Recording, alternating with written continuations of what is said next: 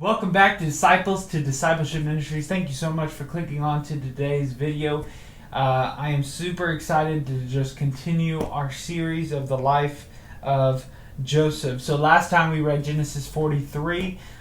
Joseph's brothers took their second journey into Egypt with Benjamin in their hands, in their custody. They brought Benjamin to Joseph and they feasted. So we're at the dinner right now. Or we just left off at the dinner. So now Joseph is about to test his brothers to see really who have they changed at all. Because these are the same brothers that threw him into slavery. So they want to know, he wants to know, have they changed over the years? So Genesis chapter 44, here we go.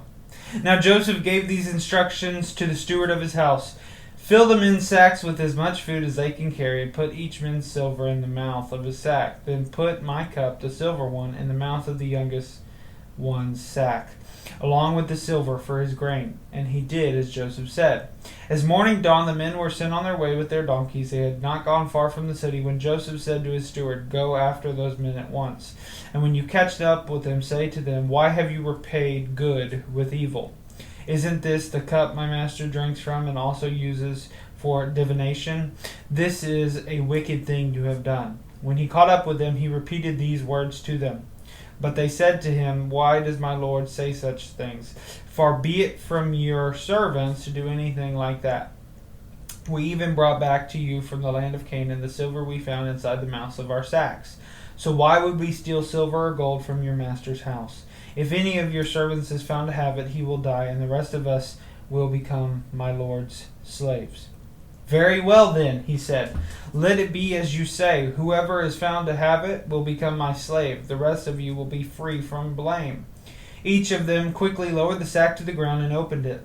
Then the steward proceeded to search, beginning with the oldest and ending with the youngest.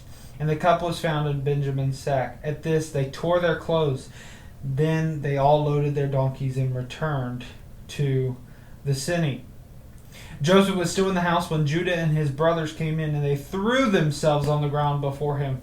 Joseph said to them, What is this you have done? Don't you know that a man like me can find things out by divination? What can we say to you, my lord? Judah replied. What can we say? How can we prove our innocence? God has uncovered your servant's guilt. We are now my lord's slaves. We ourselves are the ones who was found to have the cup. But Joseph said, Far be it from me to do such a thing. Only the man who is found to have the cup will become my slave. The rest of you go back to your father in peace. Then Judah went up to him and said, Pardon your servant, my lord.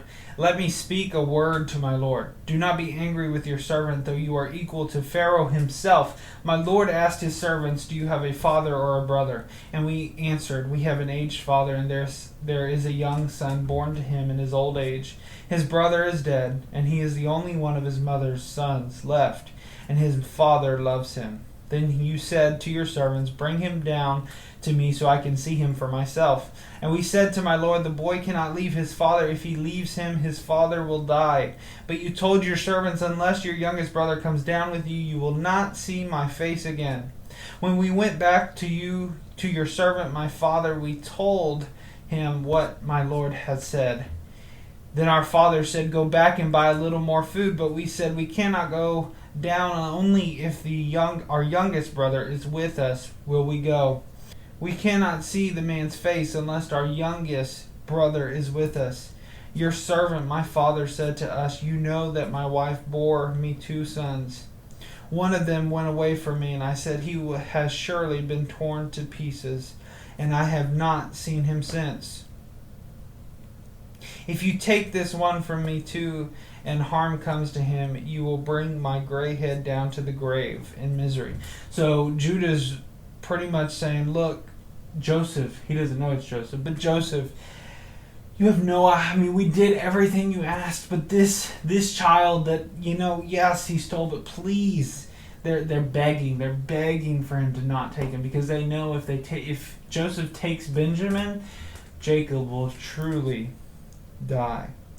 So now if the boy is not with us when I go back to your servant my father, and if my father, whose life is closely bound up with the boy's life, sees that the boy isn't there, he will die. Your servants will bring the gray head of our father down to the grave in sorrow. Your servant guaranteed the boy's safety to my father.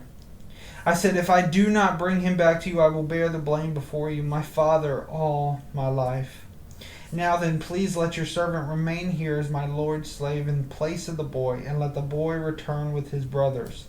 How can I go back to my father if the boy is not with me? No, do not let me see the misery that would come on my father. So Judah, the oldest, he's like, no, please, I cannot do this. I can't. Do you know what it will mean if I take my brother? I don't take him back. I've already said, but my father will die. It's, but Joseph was testing them. Remember in the beginning, he asked the steward, place all this in their sacks and place the silver cup in the youngest. He was testing them. I guess we'll have to find out next chapter if they passed that test.